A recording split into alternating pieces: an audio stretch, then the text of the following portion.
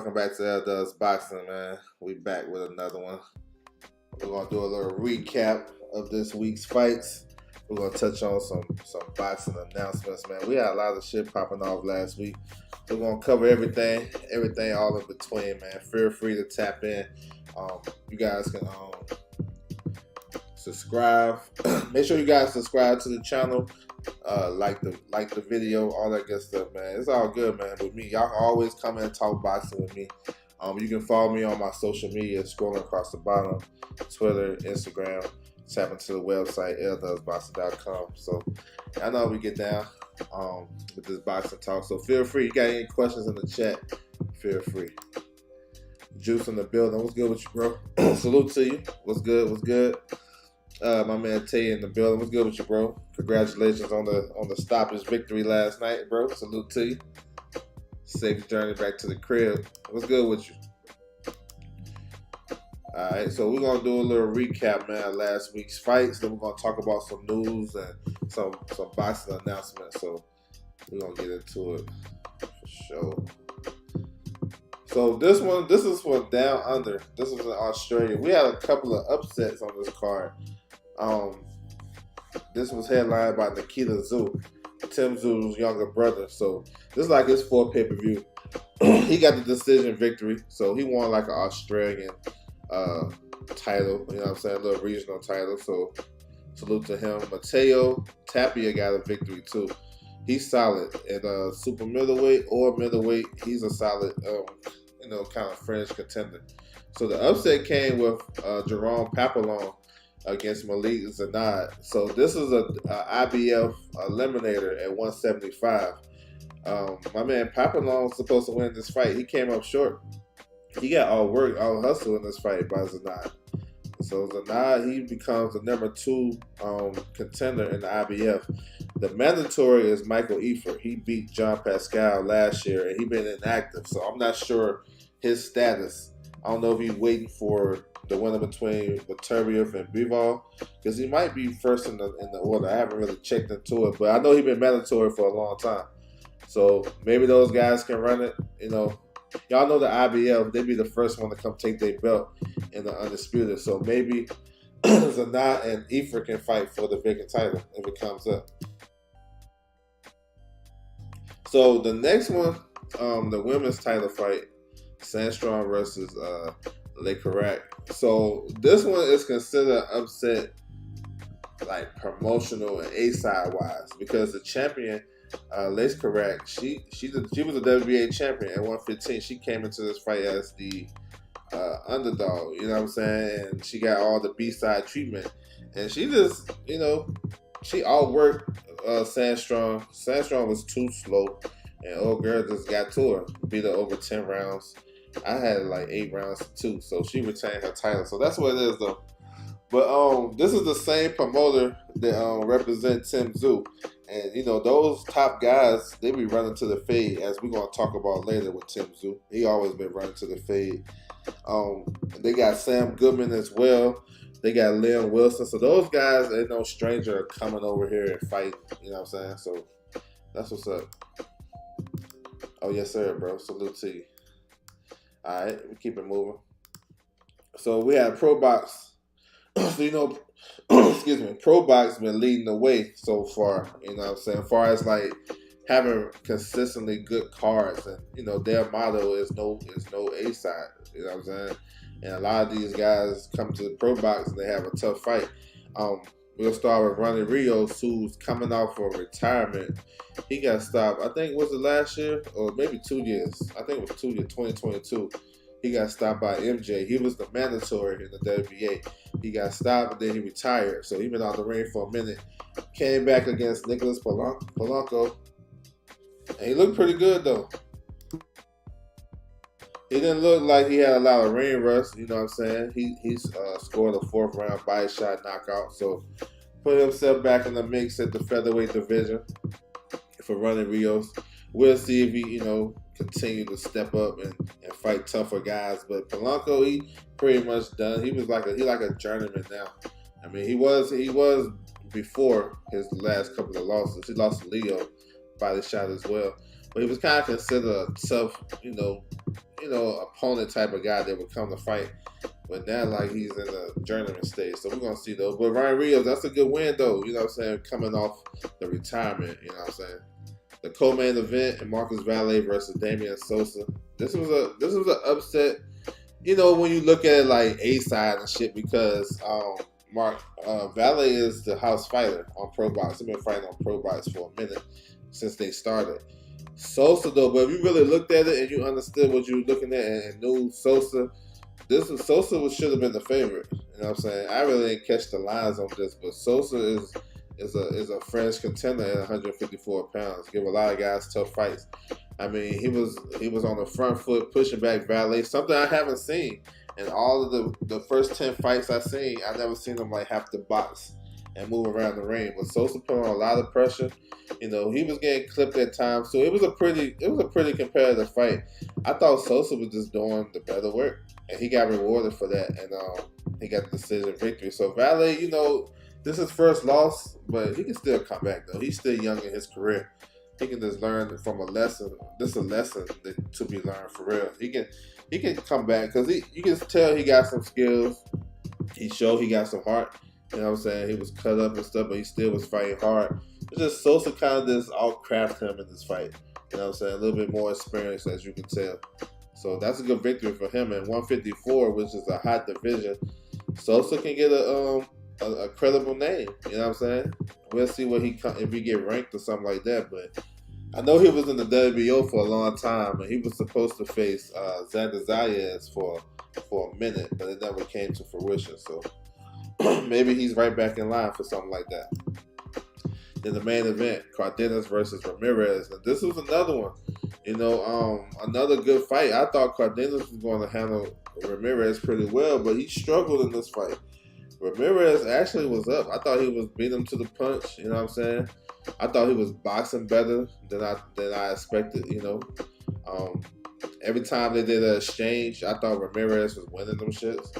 So it's like, you know, I had him up. He got stopped now in the 9th round. Cardenas got to stop his victory, but at the time of the victory, I thought Ramirez was winning. You know what I'm saying? So Cardenas needed that knockout for sure. That knockdown, knockout. He needed that because I thought he was down. So salute to him though. He fights at 122. He's been on the road though. He got some nice stoppage victories as of late. He closed out Showbox with a knockout victory, and then he had a fight on Pro Box, but he got another like a 6th-round knockout. So yeah, Cardenas he coming up, moving up the ladder. He won a WBA regional title, so that's gonna get him some world rankings. So that's what's up, man. It was another solid card as usual. So yeah, they be getting busy though. I like Pro Box for sure. All right, talk about this MVP card. Y'all ready to smoke? What's good with you, bro? Salute to you. PJ's big dog in the building. Salute to you, bro. Appreciate you coming through. Yes, sir. Salute to you guys. So the MVP card, this is a prospect card. Rivera, he had a nice victory. Got a decision victory. I like him. Featherweight. He's solid. Poised. Good boxer.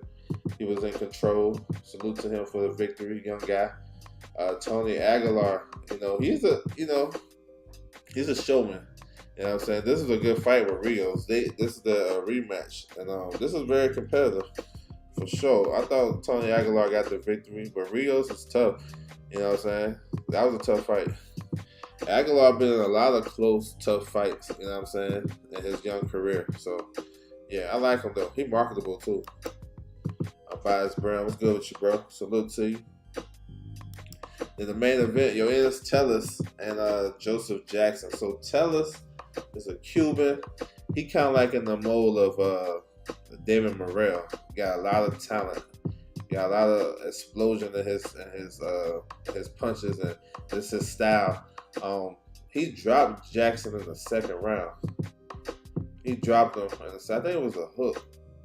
Dropped him with a hook, and then Jackson, to his credit, he weathered the storm because this dude was hurt, and he kind of fought through that. So that proved that he was in some dog shit, got some heart, but he didn't win no rounds though. He won't really win no rounds. You can tell he was trying to punch in between Tellez work, but it wasn't few and far between. Tellez is alright though. So Tellez, get the victory. unanimous decision. He was like number 6 or 7 in the WBA rankings at 154. The kid can fight. They pushing him too. You know what I'm saying? Ain't no need to wait. He 8-0 with 6 knockouts. He's been running shields. He got everything really going for him. Like I said, he kind of remind me of David Morrell in the mode of, you don't gotta wait for him. You don't gotta take him through no prospect fights and shit like that, because he beat Sergio Garcia, who gave Sebastian Fundora hell. He beat him, stopped him on the Spencer Crawford undercard. He came back, had another highlight reel knockout on Jake Paul's card. So, Tellez is in the mix too at 154, which is a division that's opening up for a lot of guys to move through, because the belts became vacant. We got big names coming to 154. Spence, Crawford. I throw in Virgil Ortiz as well, because he's moving up from welterweight. Then you got the already crop. So this kid right here, Tellez, can kind of fit along with that. You know what I'm saying? So, yeah, we'll see. Yeah, Tellez is nice, yo. I like him too, bro. He can go somewhere now. He got the backing too. Yeah. So that's what's up. Alright, we're going to move to the zone card. So, this is another prospect card, basically. You got one world title fight on the card. But pretty much all the young guys got victories. This is talk about the world title fight with Beatriz Figueira. So she's Olympic. Well, I don't know if she won gold, but she's been to the Olympics a bunch of times. She about to go back again this year. But she moved up to 135 to face Lezcano. Lezcano, you can tell by seeing him in the ring, she was the bigger opponent. But Figueira just overwhelmed her with combinations, and she hurt her a couple times. She was getting clipped in between some shots, trying to learn her stuff. But she hurt Figueira, I think, 4th or 5th round. Then they had like a head clash, and they had to go to the scorecard. So Figueira won on the technical decision, pretty wide scores. So she's the new IBF champion at lightweight. So we know Katie Taylor is the undisputed champion at 140. She vacated 2 of her titles, the IBF and WBO. Rihanna Dixon won the WBO a couple weeks ago. And Katie still has the WBC and WBA lightweight titles. She's going to face Amanda Serrano in the rematch July 20th. So it's kind of like a hold up in that division still, because she ain't vacate all the belts. You know what I'm saying? So we're going to see, though. But it's some fights that I would like to see in that division. She can run it with Dixon. Caroline Dubois, I'd take that. You know what I'm saying? So, yeah, that's a good victory for her. And she's the world champion going into the Olympics in the summer. So she, that's a nice little marketing thing. But we'll see, though, man. I don't really like that shit when world champions and experienced pros keep going back to the Olympics. I understand the country and shit, but that shit kind of weird to me. Boston got a good victory, man. Salute to him. I like him. Solid. Peter McGrail, he needed this victory coming off that knockout loss to O'Quinn. So he got a decision victory, man. So that's what's up, man. Had the good bounce back after the knockout loss. He said, I just knew Tellez was going to stop Jackson in the late rounds, since it's been 10 rounds in a while. Yeah, he looked good. Yeah, he is. I mean, he probably could have set some stuff up and kind of try to get the knockout. But yeah, this guy Jackson was tough as hell. Jonathan 97, what's good with you? Salute to you, bro. AR, salute to you. Appreciate you coming through. Yes, sir. All right, we're moving on. Last night, so this was a Golden Boy show out in Fresno. You had a 5-fight card. They had the prelims, but they ain't show them, so I don't know what happened to them Jones. But start with Raul Carrell. He's a welterweight contender, I would say. I know he don't got like a lot of fights. Like, I think he got like 14 fights or something like that. But I like him. He scored the body shot knockout, first round knockout. So Carrell, he's number 8 in the WBC rankings, and the way shit is looking, depending on what Cody Crowley do, and we're gonna touch on him too, because Cody Crowley's supposed to, he got a he got boots, he can fight boots for the IBF title, or he can face Sissoko for a WBC final eliminator. And if he turned down Sissoko, then they got to find a replacement opponent for Sissoko for eliminator. And Sissoko is number 2, and Carell is number 8. And guys in between that, they got shit going on. You know what I'm saying? I can break that shit down. I pull that shit up. But guys in between it, like from 3 to 7, they got stuff going on. Whether they already got a fight coming up, or they looking for big money fights. Like they got Conor Benn up in there. Conor Benn ain't fighting no eliminator. You know what I'm saying? He can fight for a title. He got a big enough name. And other guys got shit going on. So I can see the WBC ordering Sissoko versus Carell for eliminator. I can see that, especially with the backing of Golden Boy. If they can move him up to number from 8 to, like, let's say 5, you know what I'm saying, or number 4, then definitely Carell can get an opportunity to fight an eliminator. And, maybe he deserves it. He looked good, though. He been looking good recently. He's with Freddie Roach. They was talking about he dedicated to, living in the gym and focusing on boxing. So, hey, give him an opportunity. You know what I'm saying? Give him an opportunity. So we had a unified title fight with Esparza and Alanes. Esparza missed weight by 2 pounds coming into the fight. So the titles, she got stripped of the 3 titles that she had: WBC, WBA, and WBO. Alanes was the WBO mandatory, and they fought before. It was a good fight last year. I thought Alanes edged it out. This time I thought Esparza edged it out, but it is what it is. It was a good fight, competitive. Esparza had good ring generalship, and her defense was on point. Her punches, you know what I'm saying? Well, I don't know if it's effective or something like that, not too crazy, but her jab was alright. Alanes was kind of, she was more aggressive, faster. She was pushing the pace at times. I felt like she was making Esparza work when she didn't want to work. And she got the close decision. She won by split decision. So she get the 3 titles. We'll see what's next for her. I want to see Undisputed now. They got Gabrielle Fundora, who's the IBF champion. She's with Golden Boy. So maybe they want to make that fight next. They should, you know what I'm saying? They was in talks to making that fight. Actually, so it's interesting because when Gabby won the title, Gabby Fundora, when she won the title in October, she was in talks to face Marlena Esparza for Undisputed on Virgil Ortiz's undercard in January. But they couldn't get the deal done for some reason. So the WBO reordered Alanes to get her opportunity. Alanes is willing to step aside as well. Because it was tricky because Machino, who had the IBF, she was with Golden Boy. Golden Boy was expecting her to win so they can already make the deal with Esparza.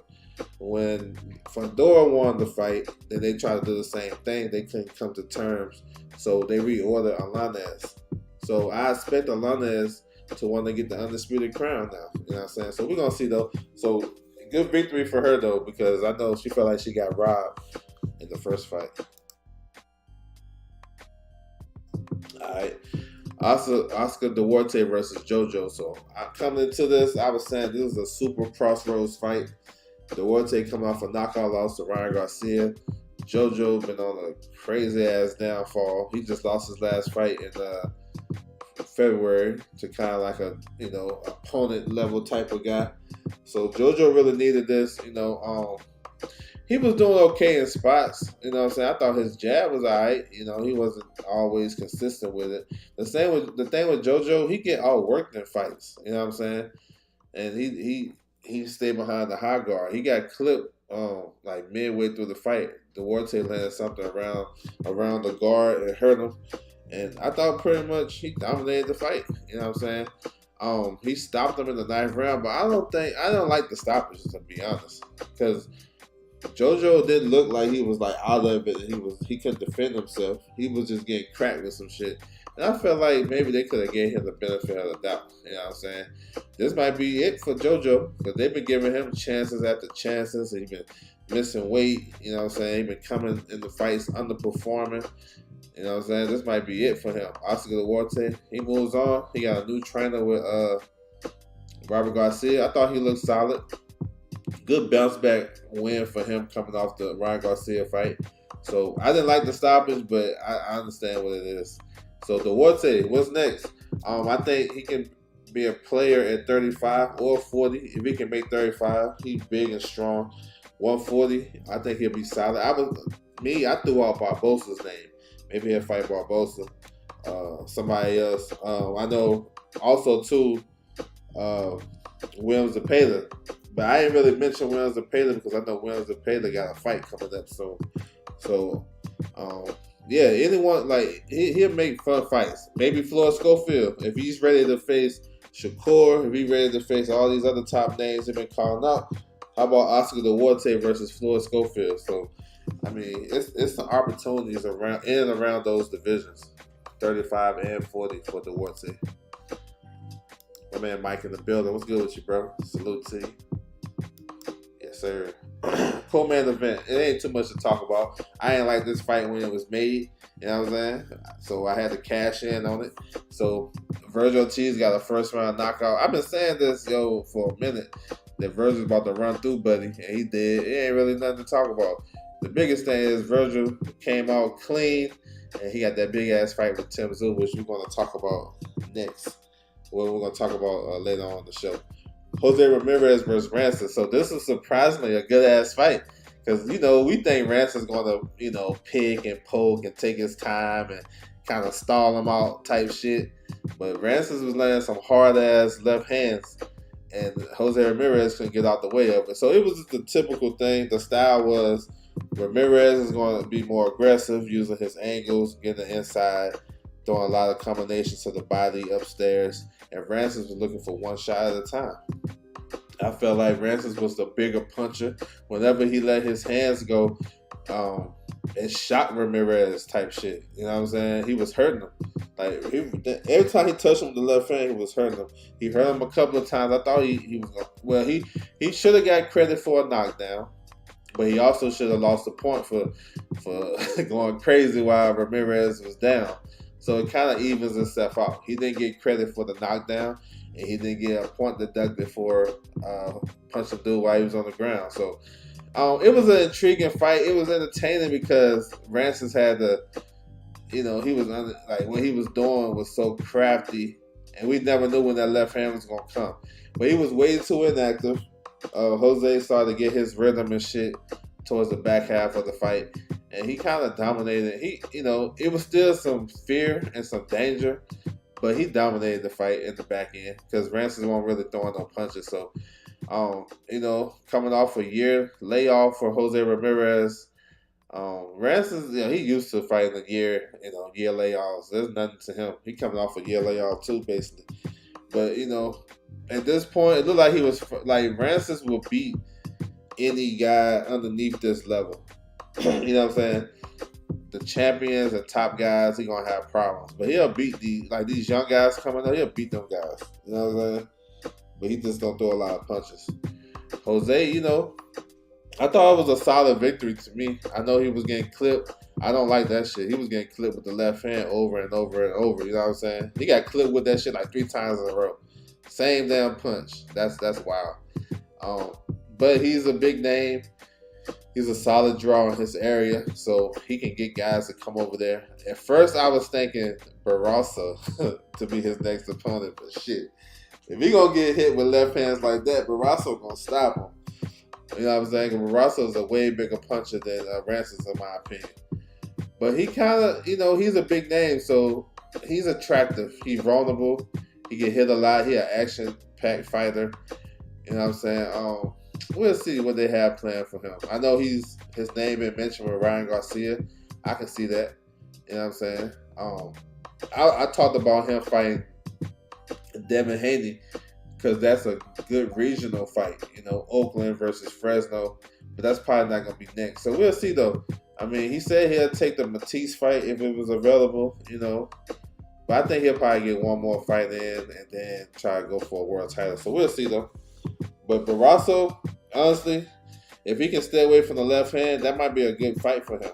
But he got to stay away from that dude was getting clipped with the left hand. Crazy, yo. Like he was a magnet to that shit. My man JC, what's good with you, bro? top of the morning. Salute to you. Yeah, so that's what it is, man. That was the recap right there. Then we're gonna go into some announcements and some news and notes for the week. We're gonna start with this one. So we know Jerron Bruce Ennis, he signed with Matchroom, you know what I'm saying, which is a big move. His manager is Cody Crawley. Those guys in negotiations on the PBC side. Then they brought it over here. They had a purse bid on Tuesday. Matchroom won the purse bid, $3.9 million. Boots get 85% of that. That's like 3 point something. I don't know. Crowley get like a little under 600K, about 500 some.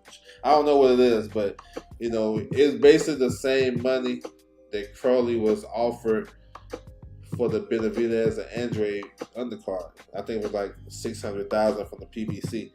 So he basically getting roughly some of that. You know what I'm saying? So we're gonna see if he takes it. He haven't signed on the dotted line, from my knowledge. He got 15 days to.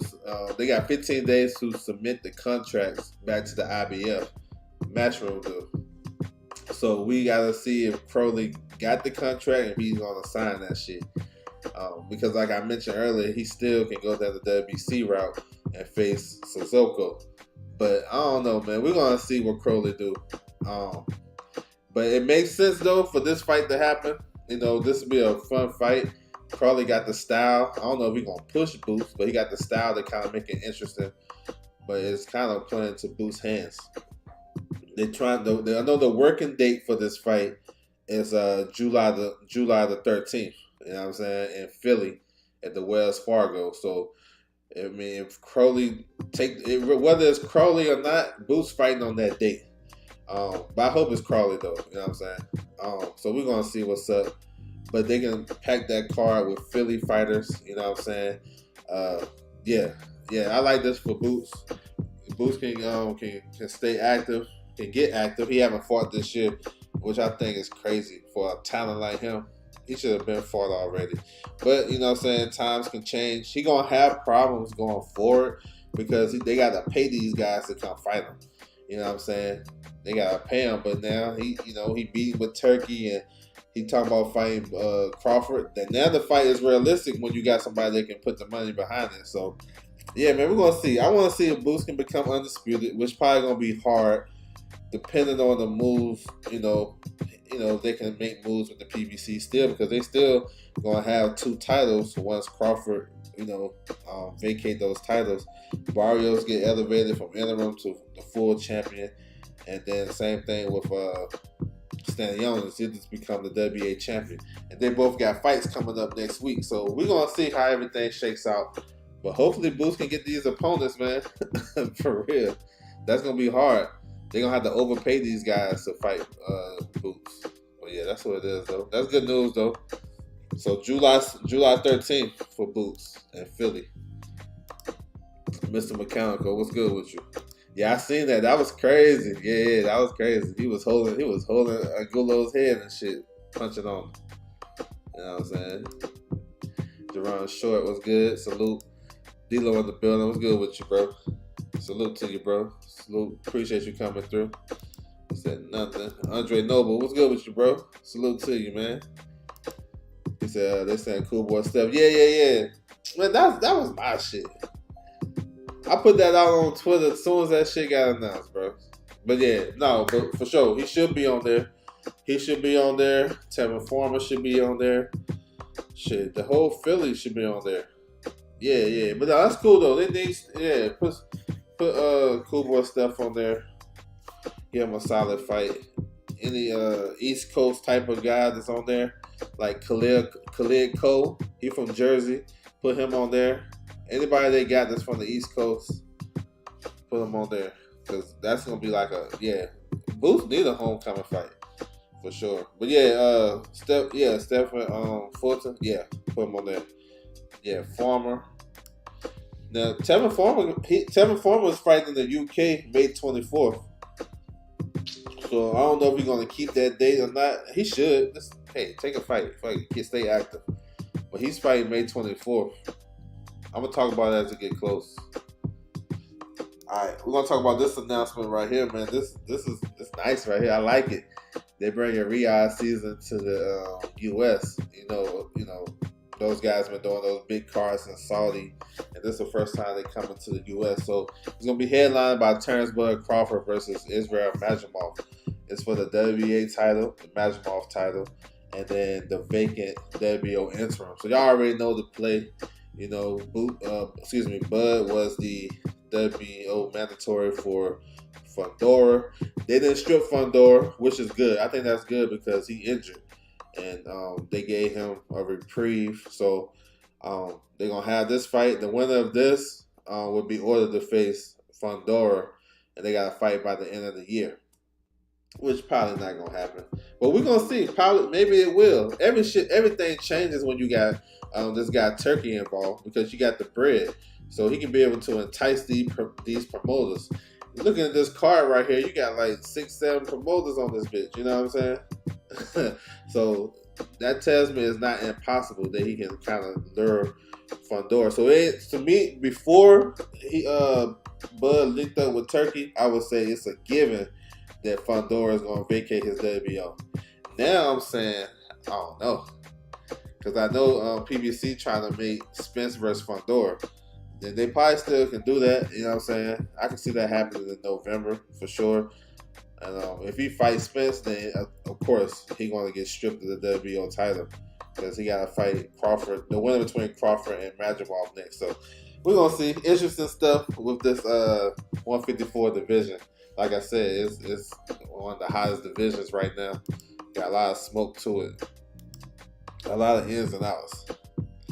Yeah, that should be, yeah, bro. That's good, man. That's good. Yeah, Turkey, yeah. That should be a good card. Yeah, man. Hopefully they can build it up, sell it out for boots, yo, for sure. So you got Pitbull Cruz versus Rayo. I know these are PBC guys right here on this card. So that just tells you anything is possible. That's what's up. That's what boxing need. We don't need no line divided or no cross the street type shit, but Pitbull Cruz and Rayo gonna be a fun fight. It's at 140. Pitbull is the WBA champion at 140. And that's why I say Barroso for Jose Ramirez, maybe, because Pitbull Cruz taking another fight. But anyway, this is gonna be a fun fight. Rayo can punch. You seen what he did to Cobra in his last fight. Pitbull can punch too. Seen what he did to Rolly. That's gonna be fun. That's gonna be fun. Andy Ruiz versus Jarrell Miller, so two big heavyweights. And those guys' style match up real well too, because ain't nobody moving and using lateral movement. Jarrell Miller is, the big dude, 300-some pounds, and Andy got fast hands. He normally coming in about 270, whatever. He got the faster hands. Jarrell Miller is probably, maybe he got the better work rate, because Andy do throw his punches in spurts. So we're going to see. Jarrell Miller coming off a knockout loss to Dubois, you know what I'm saying? And we ain't seen Andy since, Luis Ortiz, long ass time. So, and he coming off a shoulder injury. So these guys are diminished enough where the fight can be fun. You know what I'm saying? Similar to last night with Rances and Jose Ramirez. Both guys are diminished, in my opinion. That's not the same Jose Ramirez that was fighting before Josh Taylor. It's a different type of guy to me. And, when you got guys that kind of diminish and they fight each other, so it kind of even playing field, it started to be good fights. I think it's going to be a good fight. Pitbull by stoppage, too much pressure. I think so too, man. Pitbull is on, different type shit. Yeah, I think that was the Ortiz fight. Oh yeah, he going crazy. He got a lawsuit. Both guys got legal issues going on. I think Miller, his shit got dropped for that shit he tried to do. And Andy going through a situation with his ex-wife. So yeah, it's crazy. Tim Tszyu versus Virgil Ortiz. So this shit just got made official last night when Virgil ran through Delorme. Man, I love this fight on all types of levels, yo. All types of levels. This is the fight that's most interesting to me. Tim Tszyu coming off a loss to Fundora, but he fought bravely. He fought his ass off. With the cut was the deciding factor. We all know that. But I still give Fundora credit for actually using his jab and not falling into a fight where he had to dog it out. He was using his jab and it made it worse because of the blood. But Tim Tszyu was like, man, I'm not waiting for a Fundora rematch. I'm gonna stay active. I'm cleared the fight. I want the best guy available. And then Virgil called him out after his fight in January, and Virgil was available. And that just goes to show you guys how Turkey can get all these promoters to work together. Because Tim Tszyu is with PBC and No Limit Boxing. Virgil is with Golden Boy. Man, they came together and make a hell of a fight. This fight gonna be crazy. I can't see this fight being boring. I do think the fighter that's more technical, that's using a little bit of a boxing mixture of their style, we're gonna win the fight. But it's crazy. It's kind of hard to call. We gotta get in the lab and do some research on this and break down fights. But yeah, that's gonna be crazy. Now they added the WBA interim title, so the winner of this is in line to face the winner of the main event. So here's the thing. Tszyu versus Ortiz is for the WBA interim. Charlo is champion in recess. So Charlo can fight the winner of the main event. He got the first dibs, right? So if Charlo don't fight him, it's kind of tricky, y'all. Y'all bear with me. So let's say we all thinking, right? We think Crawford gonna win the fight. He gonna become the WBA champion and the WBO interim champion. A lot of us think that Fundora is not gonna fight Crawford. He gonna fight Spence. So he'll have two belts, the WBO and the WBA. So if that's the case, then the WBA is going to order Crawford versus Charlo, because Charlo is champion in recess. But it's a lot of moving parts in this division right now. Them dudes got like 3 interim champions in this division. You know what I'm saying? So it's crazy. So we're going to see though. But at the end of the day, if the top guys fighting each other, whether it's an interim title, world title, unified, it don't matter to me. But, you know, we got to keep these fights going. So that's what it is. Oh, yeah, 21-0. Nobody talking about that. Yeah. I like Virgil, though. I like Virgil. I feel someone getting sparked out. Yeah, bro. That fight going to be crazy. Nah, I'm with you. That shit going to be crazy. I can see both guys going through some adversity. But we'll see. David Morrell versus Hot Rod Kalaja. So we spoke on this before. Morrell is moving up to 175. This fight was supposed to go on the Tank undercard, but they pushed it to this one. That's what's up. Morrell, you know, flashy, talented. You know what I'm saying? One of the, you know, he's exciting, bro. Because he one of the guys, he got skills, power. He's just exciting. Kalaja is a tough, sturdy guy, been around the division for a long time. It's a good fight. First fight for Morrell coming to the new division, the 175. So that's what's up, man. He's on a big platform and big stage where he can, you know, put the world back on notice. And he following Benavidez up to 175. So you gotta respect that. Andy Cruz versus Antonio Moran. So Andy Cruz been beating up on all these Mexicans, man. You know what I'm saying? I ain't mad at it. Do what you gotta do, but yeah, Andy Cruz is like that though. He like that. I want to see how he look in this fight because he's facing a tough, rugged guy.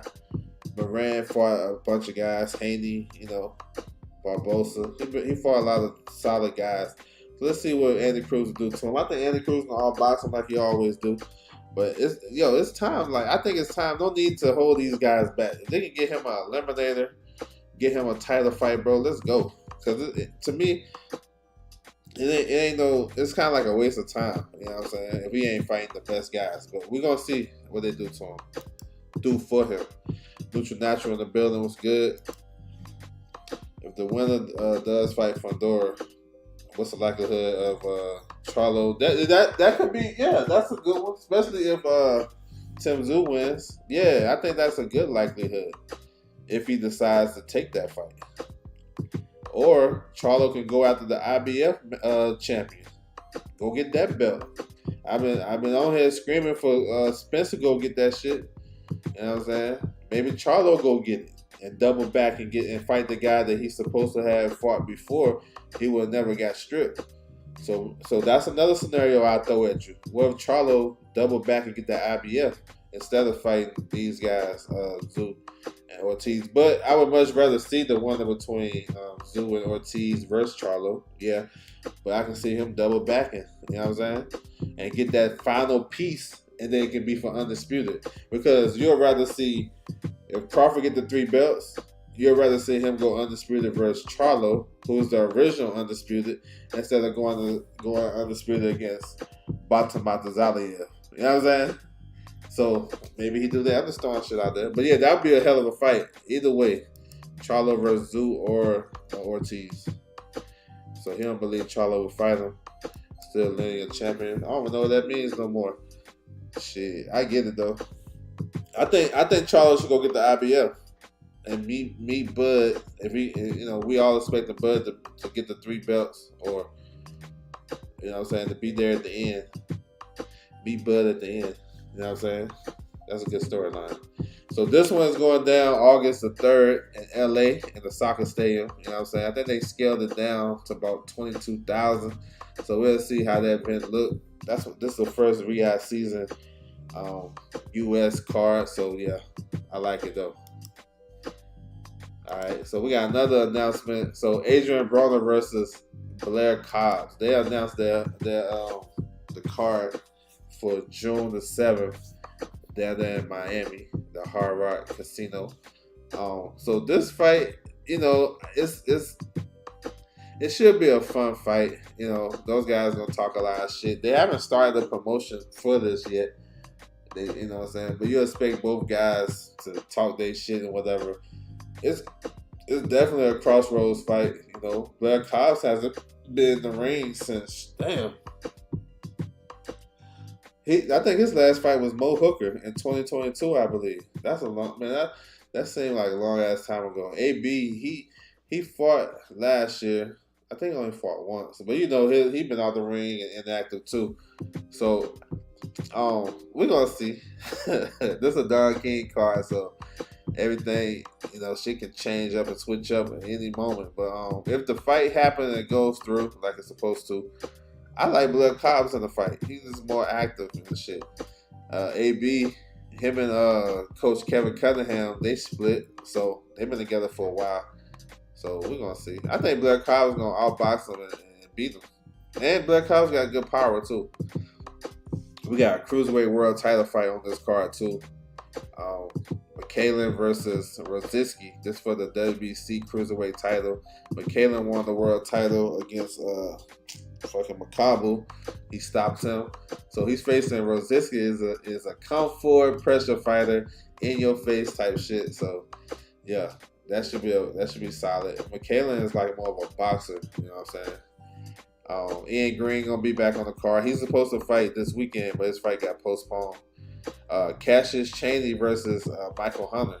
So yeah, Michael Hunter, he fought the other week. I don't know if that was an exhibition or what, but he lost that shit. I guess it don't count. I guess it was an exhibition because it wasn't on BoxRec. But he fought in Uzbekistan. He lost. He ain't look good either, bro. If Cassius Chaney in some shape, I like him in the fight. But both guys is rated top 10 in the WBA.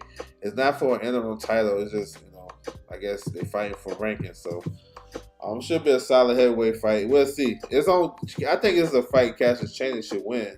I would favor him if he in some shape. So that's what's up, man. You got Dola Coast gonna be on this card too. So yeah, I'm looking forward to it. This might be one of the best cards Don King done did in a while now. Got some good names on there. Yes, sir. He should go the IBF route. But why Jermell Charlo not on the card? I don't know. I have no idea. Maybe he ain't ready to fight. And Mondo in the building. What's good with you, bro? He said draw. FanDuel, salute to you. Who he fight? Who you talking about? I missed it. Just Do Boxing in the building. What's good with you, bro? Salute. And who you talking about right here? Who he fight? Yes, sir. All right, so I want to talk about June the 15th, which is going to be a big boxing day. So we're a little ways away from June 15th. Oh, he fought some dude. I don't know his name. He only had like 6 or 7 fights. Some Russian dude. I can't pronounce his name. But if you it's on social media though. If you go to IBA boxing, right? He looks nearly 50. Yeah. IBA. If you go to IBA social medias and shit, YouTube, Instagram, Twitter, and go watch some highlights of that. You know what I'm saying?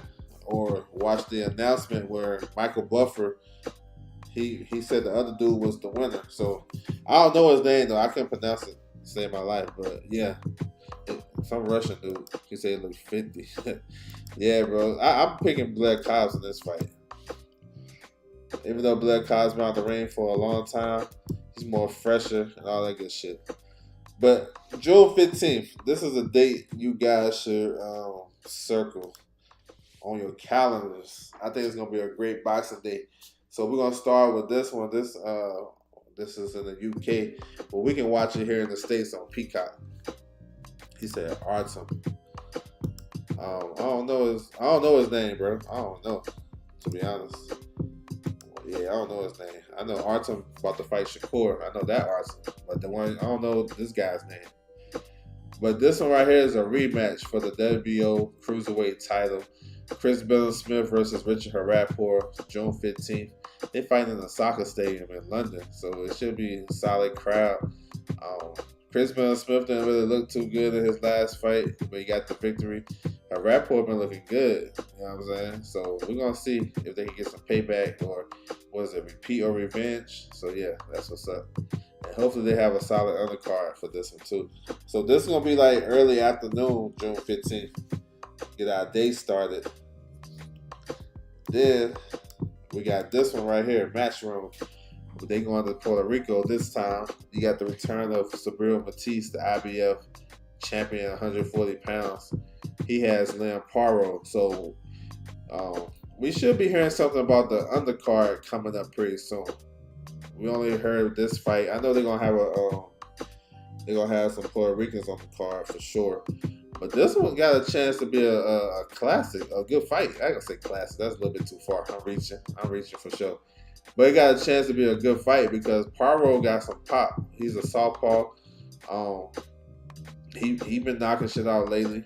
I like him though. Paro got some decent pop, and we know Matisse get hit a lot. He's fighting at home, so it's kind of different for these guys fighting at home and shit, fighting in front of their home country. How they gonna react from the pressures and shit from outside? But I think Matisse is one of those guys that don't care about that shit. He just wants to destroy shit. So yeah, we're gonna see. This is a solid fight. So this June 15th as well. And definitely we're gonna close it out the night with this one. We got Gervonta Tank Davis versus Frank the Ghost Martin, a lightweight title fight, WBA title fight. This fight gonna be good, y'all. I like the matchup honestly, because you got two real slick southpaws.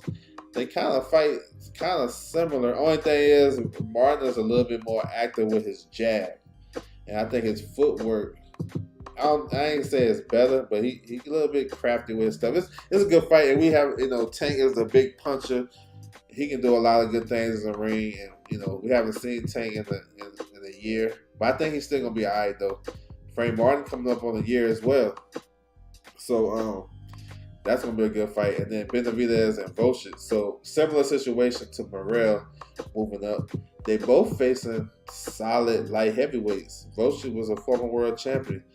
They fighting for the WBC interim title, so the winner be the mandatory for Benavidez, Beterbiev and Bivol. So yeah, Benavidez, want to see how he look at the new division.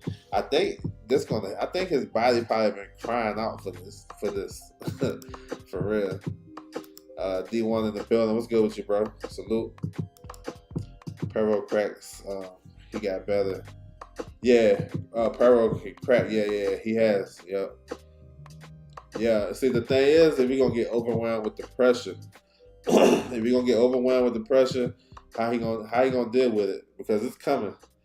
Can he stay poised and you know what I'm saying? He got enough power to keep Matisse honest. So we're gonna see. He has good feet. As Tank, I like his angles. I won't like so much comparing their feet like together, but I'm saying he do got good angles and he got solid feet that he can probably cause some issues because you have a fast guy facing another fast guy. And when you see two fast guys fighting, you know, it kind of gives that guy, you know, it's tricky, you know.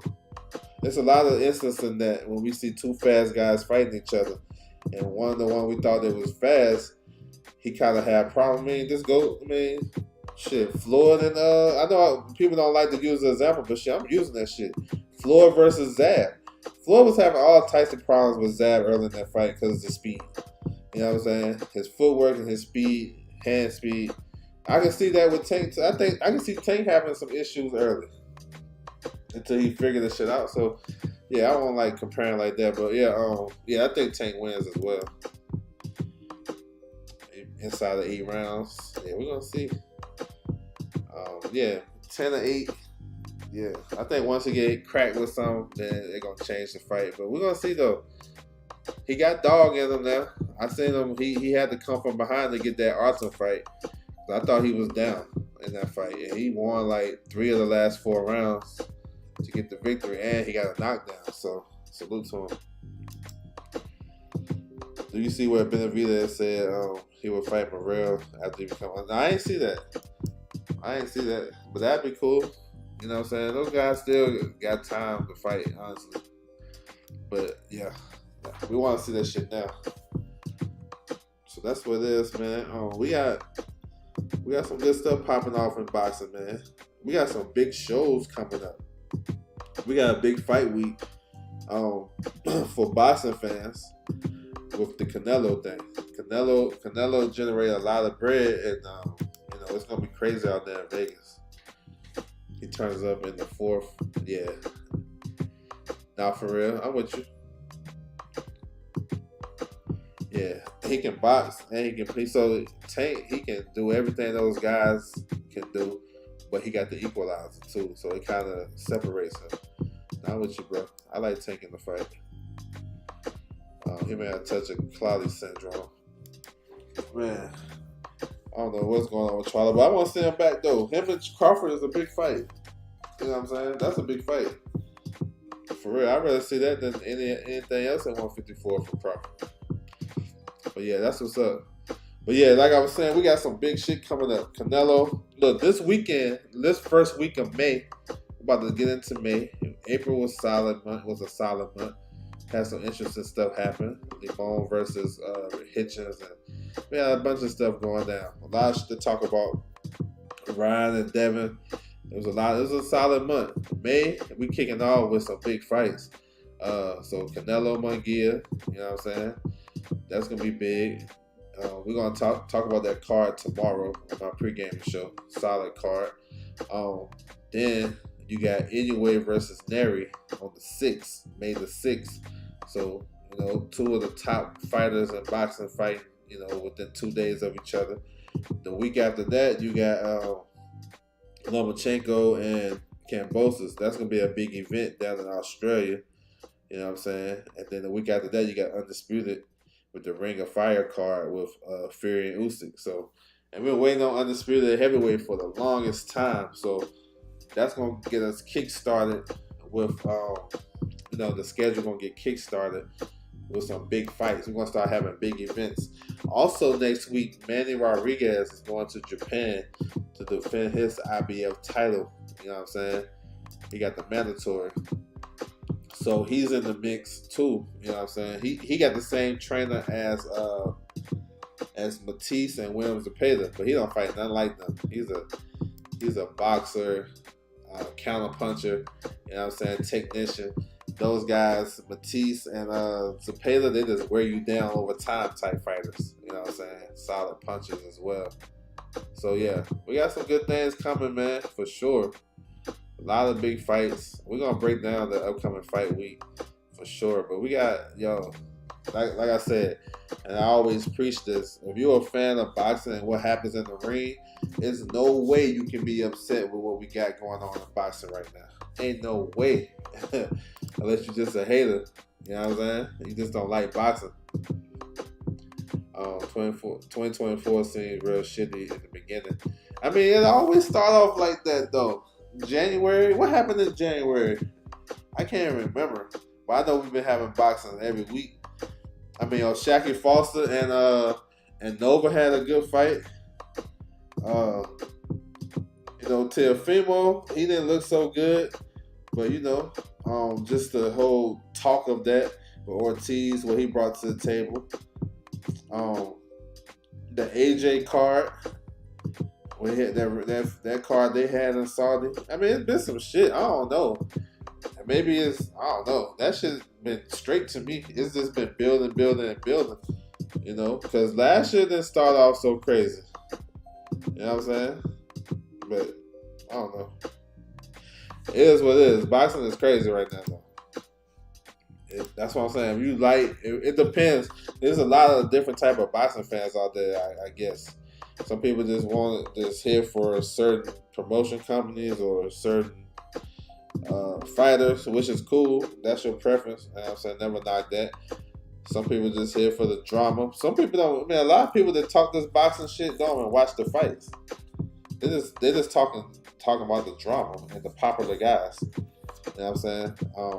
So it's like, some people get caught into that.